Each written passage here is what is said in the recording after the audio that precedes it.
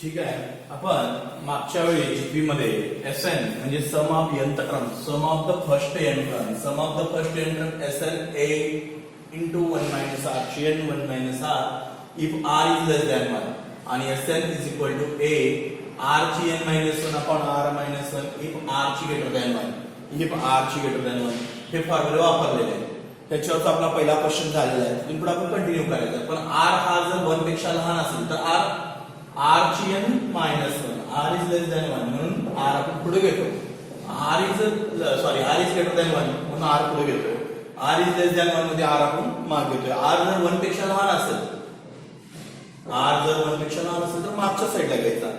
r जर हा 1 पेक्षा मोठा असेल तर r काय घ्यायचा, पुढच्या साईडला घ्यायचा. आता क्वेश्चन नंबर 2 चालू करूया.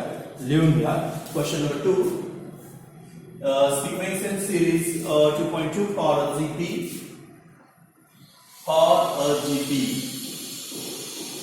a is equal to 2 r is equal to minus 2 by 3 find s6 find काय करायचं s6. आता इकडे लक्ष द्या सगळ्यांनी. s6 कसा फाइंड करायचा सांगतो तुम्हाला. ओके, इकडे लक्ष द्या. Solution given a is equal to 2, given a is equal to 2, r is equal to minus 2 by 3, r minus 2 by 3 आहे. Find s6.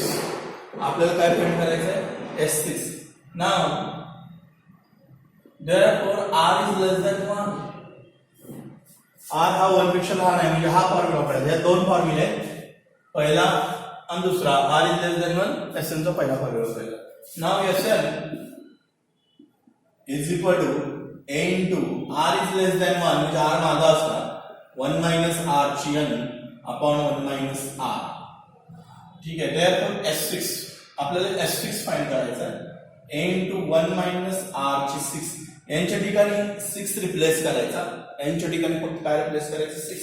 1 minus r कसा होणार मग s6 a ची व्हॅल्यू किती द्या, 1 minus r 1 minus 2 by 3 ची 6वी 1 minus 2 by 3 ची 6वी 1 minus 2 by 3 कसं होणार आहे, 6 to 1 minus निगेटिव्ह ची 6वी पॉवर पॉझिटिव्ह येते आणि खाली मायनस मायनस प्लस.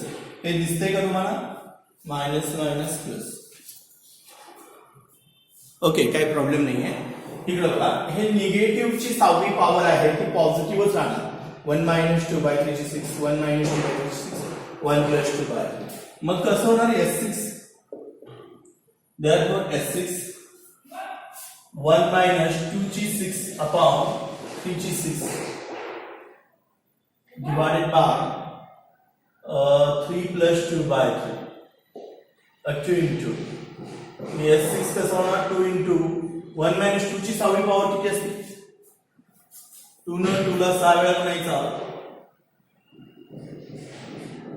16 16 32 32 दुनी 64 64 येणार. 1 minus 64 आणि 3 ची 6वी पॉवर किती असते बघा, 3 ची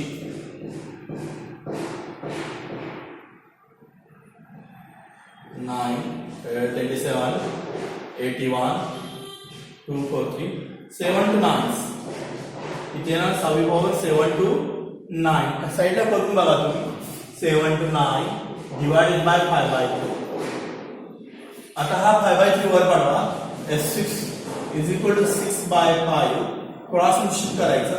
7 to 9 minus 64 by 7 to 9.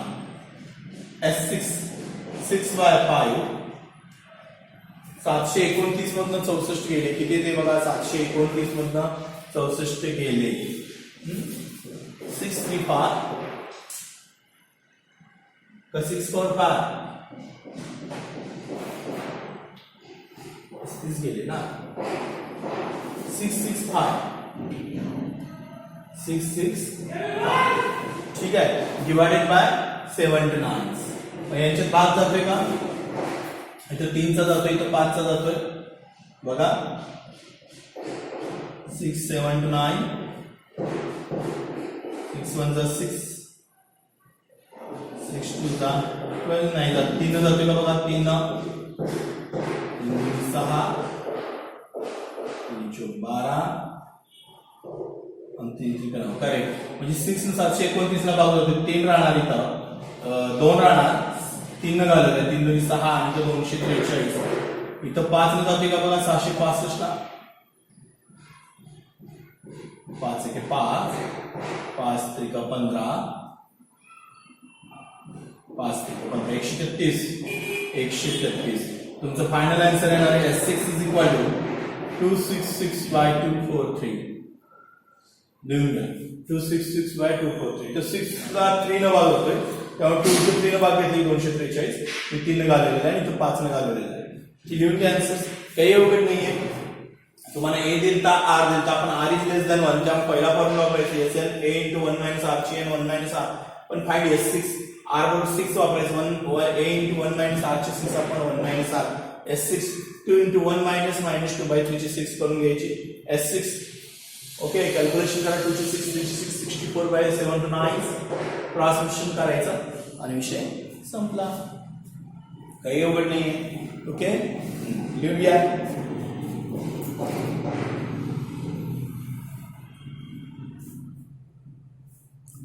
ठीक आहे नेक्स्ट एक्झाम्पल्स फॉर जीपी ते दोन फॉर्म्युले पाठच पाहिजे दुसरा एक्सरसाइज मधला क्वेश्चन 2 दुसरा एक्सरसाइज मधला क्वेश्चन 2 लिहून घ्या इफ S5 1023 इफ S5 1023 म्हणजे सम एंटर मधल्या फर्स्ट 5 क्रमची बेरीज 1023 आहे पहिल्या 5 क्रमाची बेरीज r बरोबर 4 आणि 5 r बरोबर 4 आणि 5 असं एक्झाम्पल आहे 2 किंवा 3 मार्काला पडेल काही प्रॉब्लेम नाही व्यवस्थित लिहून घ्या given r is equal to 4 आणि S5 is equal to 123 therefore r is greater than 1 r हा काय आहे greater than 1 r हा 1 पेक्षा मोठा आहे वरचा मागच्या वेळी वरचा वापरला आता तुम्ही खालचा वापरायचा r is greater than 1 now Sn sum of first n comes now Sn is equal to a into r(n - 1 upon r - 1 okay मग इथे S5 घ्यायचा आहे a च्या ठिकाणी r च्या ठिकाणी 5 वापरायचं 5 - 1 upon r - 1 r ची व्हॅल्यू किती 4 a मिळेल S5 किती दिलाय 1023 1023 दिलेला आहे a ची व्हॅल्यू दिलेली आहे a फाइंड करायचं आहे r ची 5 r means 4 4 ची 5 - 1 upon 4 - 1 1023 a 4 ची 5वी पॉवर किती बघा 4 ची 5th power 4 into 4 into 4 into 4 into 4 4 4 is 16 into 4 64 into 4 256 into 4 1024 इकडे लिहितो मी जागा नसल्यामुळे therefore 1023 is equal to a into 4 ची 5 1024 minus 1 upon 3 1023 is equal to a 1024 minus 1 1023 upon 3 1023 cancel करा हा इकडे आला असता therefore 1 is equal to a by 3 cancel झाले तर 1 राहणार therefore a is equal to 3 आपल्याला काय फाइंड करायचं आहे अगदी मगासारखंच फक्त r is greater than 1 असल्यामुळे हा फॉर्म्युला वापरायचा आहे Sn a into r(n - 1 r - 1 पण आपल्याला S5 दिलाय n is equal to 5 use करा a into r 5 - 1 आपण r into 5 आणि n is equal to आपण 5 वापरलेला आहे ठीक आहे मग r a ची व्हॅल्यू फाइंड करायची S5 दिलाय 1023 4 ची 5 मायनस आपण 4 - 1 we get cancel काय काय कॅन्सल होते ते बघा लिहून घ्या a ची व्हॅल्यू किती आली 3 ठीक आहे नेक्स्ट एक्झाम्पल्स थोडंसं वेगळं घेऊया हे झालं नेक्स्ट क्वेश्चन नंबर 3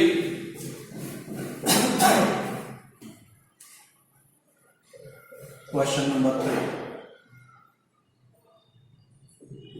Exercise 2.2 मधला question number 3. For a ZP मध्ये for a ZP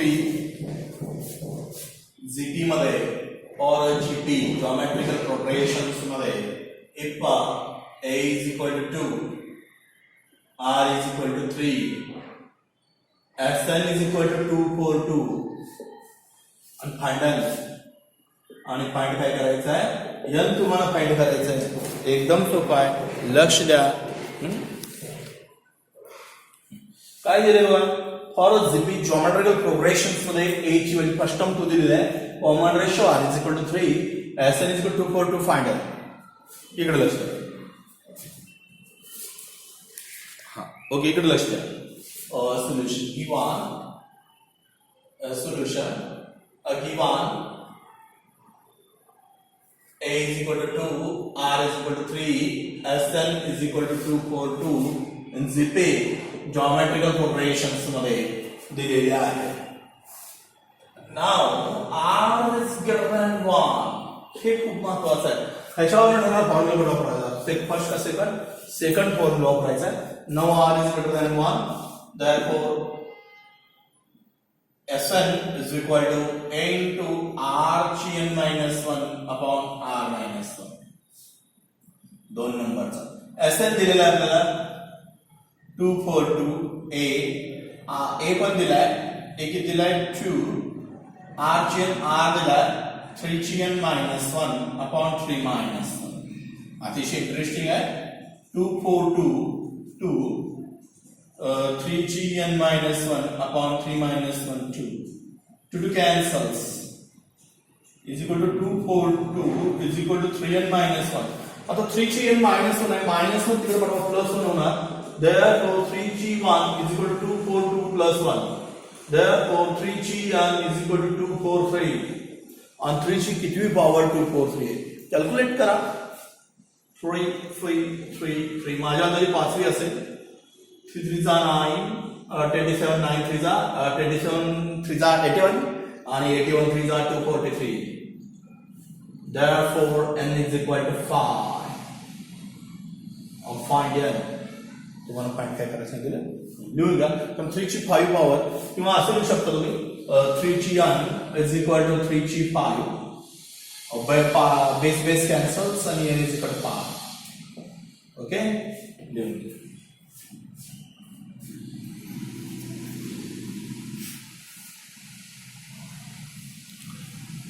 ठीक आहे, नेक्स्ट एक्झाम्पल थोडंसं वेगळं घेतो, थोडंसं क्रिटिकल घेऊया.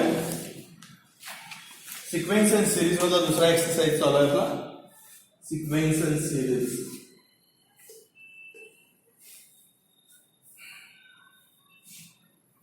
नेक्स्ट एक्झाम्पल क्वेश्चन 3 मधला पुढचा क्वेश्चन आहे.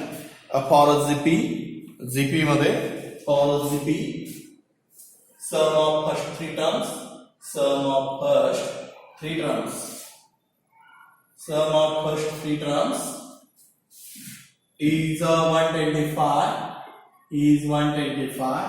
and the sum of next 3 terms is 27,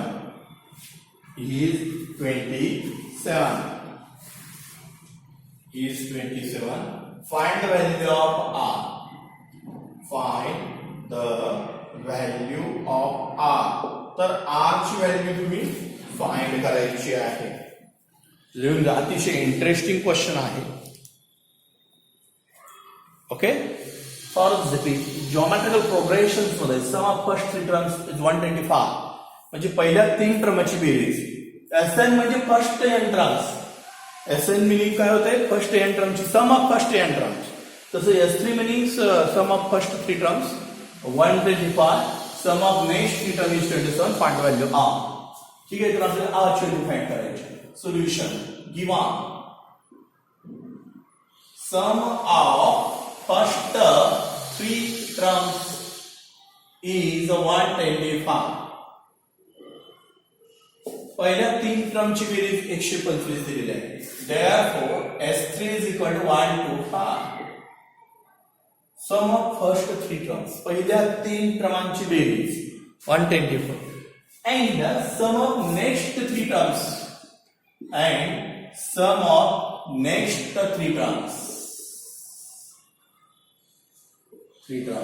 is 27. म्हणजे that is S6 is equal to S3 plus sum of next 3 terms. म्हणजे ह्याच्या पुढच्या 3 टर्मांची बेरीज 27 आहे. ह्याच्या पुढचे 3 टर्म कुठले असणार? S4 S5 S6 म्हणजे S6 is equal to S3 plus 27. हे लक्षात आलं का तुमच्या? बघा sum of first 3 terms is equal to 1 to 5. पहिल्या 3 टर्मची बेरीज 125 आहे, पण त्याच्या पुढच्या 3 टर्मांची बेरीज 27 आहे. म्हणजे S4 S5 S6 त्या 3 टर्मांची बेरीज किती आहे? 27 आहे. म्हणजे S6 कसं असणार? S3 plus 27. पहिल्या 3 टर्मची बेरीज 125 आहे, नंतरच्या 3 टर्मची बेरीज 27 आहे. म्हणजे एकूण 6 टर्म झाल्या. 6 टर्म म्हणजे पहिल्या 3 टर्म प्लस 27. पहिल्या 3 टर्मचं असं किती आहे? 125 प्लस 27. S6 किती आला? 152. 152. ठीक आहे. आता फाइंड काय करायचं तुम्हाला? आता हे 2 व्हॅल्यू दिलेले आहेत म्हणून म्हणतो थोडंसं क्रिटिकल आहे, पण एकदम सोपं आहे. तुम्ही पुढे लक्ष द्या. S3 125 आणि S6 किती दिलेलं आहे? 152 दिलेलं आहे. मग आता नाव S3 125 आहे, S6 152 आहे. कोण सांगेल कसं फाइंड करायचं? ठीक आहे, करेक्ट. आपण यांचं काय करूया? फॉर्म्युले वापरूया. ओके, याचे फॉर्म्युले जर वापरले तर आन्सर येऊ शकतं. नाव S3 इज इक्वल टू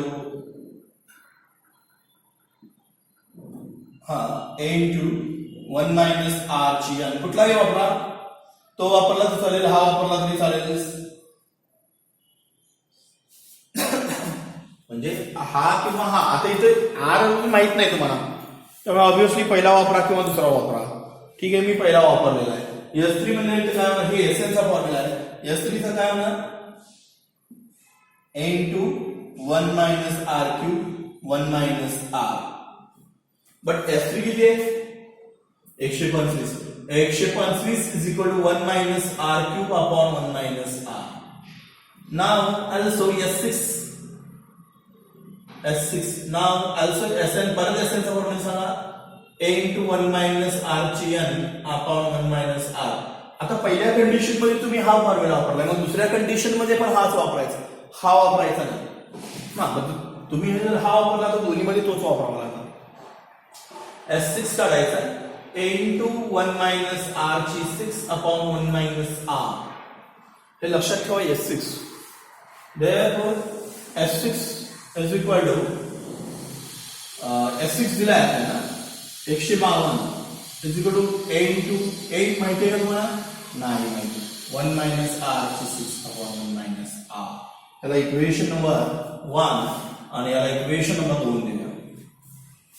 काय नाही, मी SNचेच फॉर्म्युले वापरले, फक्त त्याच्यावर S3 आणि S6 काढलेला आहे. S3 आणि S6 काढताना त्यांच्या वेळी तुम्ही यूज केलेले आहेत, त्यांच्या वेळी तुम्ही यूज केलेले, पण तरी पण मला R काढायचा आहे. डिव्हाइड करतो तुम्हाला. डिव्हाइड इक्वेशन 1 ने equation 2.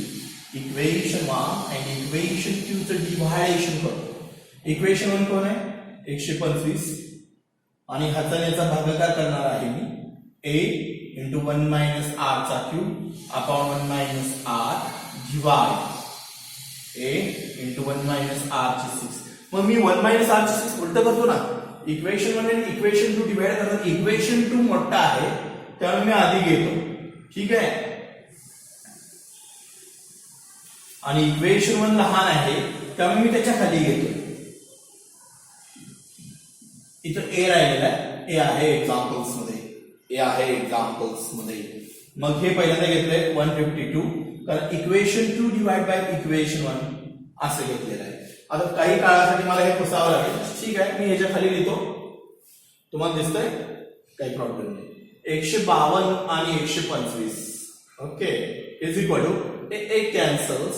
1 minus R 1 minus R कॅन्सल्स. 1 minus R6 upon 1 minus R cube. 1 minus R गेले. हे लक्षात येते का तुमच्या? 1 minus R मी काय केले? कॅन्सल्स केले. आता 1 minus R cube 1 ची 6 minus R ची 6. मी एक फॉर्म्युला सांगितलेला आठवतंय? 1 ची 3 म्हणजे 1 minus R cube आणि 1 plus R cube upon 1 minus R. तुम्हाला आठवते की नाही मला माहित नाही. मी काय म्हणलेलं? A ची चौथी मायनस B ची चौथी असेल तर A चा स्क्वेअर मायनस B चा स्क्वेअर आणि A चा स्क्वेअर प्लस B चा स्क्वेअर ह्याची निम्मे होतात. कोणची लिमिट होती? जसं 6 असेल A ची 6 मायनस B ची 6 तर a चा 3 मायनस b ची 3, a ची 3 प्लस b ची 3 तसंच केलेलं आहे मी इथं 3 केलेलं आहे. a ची 6 मायनस b ची 1 मायनस r क्यूब आणि 1 plus r cube 1 minus r6. तर मग इथं क्यूब असला तरी क्यूबचा रिसोर्स काय असतं 1 मायनस r आणि इथं प्लस आहे sorry 1 minus 1 plus 1 minus 1 plus 1 minus 1 plus 1 minus r cube 1 minus r cube cancels 152 by 125 is equal to 1 plus r cube. r cube ची जस्ट ठेवा 1 इकडे येताना काय होणार मायनस म्हणजे r cube काय होणार 152 minus 125 by 125 म्हणजे r cube काय होणार 152 minus 125 27/125 क्यूब काढला तर हा 3 चा क्यूब आहे आणि हा 5 r ची व्हॅल्यू दिली आहे 3/5. दिसतंय तुम्हाला हे लिहून घ्या. ठीक आहे काही केले बघा थोडस मोठा आहे एक्झाम्पल आणि एक्सप्लेन करतो. फॉर जीपी मध्ये sum of first three terms is 125, sum of next three term 27 म्हणजे पहिल्या 3 टर्मांची बेरीज 125 आहे म्हणून S3. Some of next 3 terms म्हणजे त्याच्या पुढच्या 3 टर्मांची बेरीज 27 आहे. देयरफॉर S6 का तर ह्या 3 आणि त्या 3 6 S3 plus 27 S3 plus 27 S3 125 आहे 125 आणि 27 152 S6 SN A into 1 minus R चे and S3 ची व्हॅल्यू 125 आहे. हा फॉर्म्युला ठेवा. तसंच S6 काढूया SN हा कुठला तरी एक घ्या म्हणजे हा यूज केलाय S6 ठिकाणी 122 आणि काही नाही परत डिव्हिजन केलेलं आहे. डिव्हिजन केल्यामुळे बरेचसे नंबर जातात. इथं मात्र a cube a6 minus b6 a cube minus b cube a cube plus b cube similarly टाइपचा फॉर्म्युला वापरलेला आहे. 1 minus r cube 1 minus r cube cancel r cube 1 इकडे पाठवा r cube मिळाला 27/125 27 पर्यंत क्यूब आहे 3 चा 125 5 चा लिहून घ्या.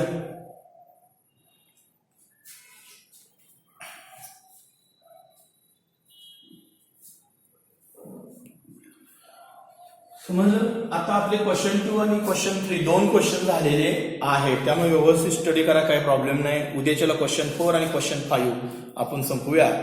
ठीक आहे म्हणजे हे एक्झाम्पल करा व्यवस्थित काही प्रॉब्लेम्स नाहीये. Next लेक्चरला next example